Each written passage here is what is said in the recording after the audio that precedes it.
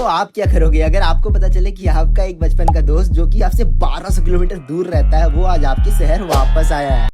So guys welcome to my day 16 of 0 to 100 के challenge. तो आज शाम को जब मैं यूं ही इंस्टाग्राम में स्क्रॉल कर रहा था तब मुझे किसी तरह पता चलता है कि मेरा एक दोस्त जो कि पहले तो यहीं वेस्ट बंगाल में रहता था पर अपनी बाकी की स्टडीज करने के लिए वो दिल्ली चला गया था। वो अभी कुछ दिनों से मेरे ही शहर में छुट्टी मनाने अपने घर आया हुआ है और मुझे इस बारे में कुछ पता ही नहीं था और शायद उसको भी पता नहीं होगा कि मुझे ये बात पता चल चुका है। तो मैंने सोचा चलो क्यों ना अपने दिल्ली वाले दोस्त को एक सरप्राइज दिया जाए। तो नेक्स्ट दिन ही मैं और मेरा जिम पार्टनर निकल जाते हैं मेरे दिल्ली वाले दोस्त के घर उससे मिलने। और 1.5 साल बाद जब हम दोनों ने एक दूसरे को देखा तो उसका रिएक्शन तो आप खुद ही देखिए।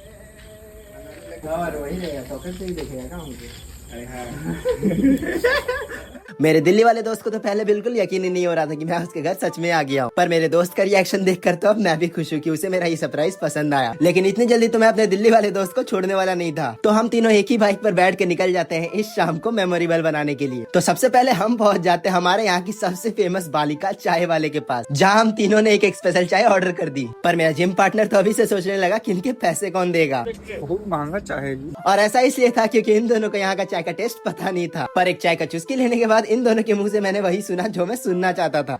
अलग लेवल का चाय है भाई, डिजर्व करता 25 रुपया। मैंने तो पहले ही कहा था कि यहाँ की चाय बेस्ट है। तो चाय के साथ एक पनीर पैटीज खाने के बाद हम यहाँ से निकलने ही वाले थे कि अचानक से बिन मौसम बारिश शुरू हो जाती है। तो हमारे पास यहाँ पर रुकने के अलावा कोई ऑप्शन ही नहीं था। और साथ ही मैंने सोचा कि अब जब इतना खर्चा हो ही गया है तो एक और पनीर पैटीज और साथ में एक कोल्ड ड्रिंक्स भी हो ही जाए। तो थोड़ी देर अपने दोस्तों के साथ मस्ती मजाक करने के बाद हम तीनों वहाँ से निकलने का सोचते हैं। पर ये बारिश है कि फिर से शुरू हो जाती है। तो बारिश में भीजते हुए और गाना गाते हुए हम पहुंच जाते हैं आज रात का डिनर करने। और फिर डिनर करने के बाद अपने दिल्ली वाले दोस्त को गुड बाय कर हम चले जाते हैं अपने घर की तरफ।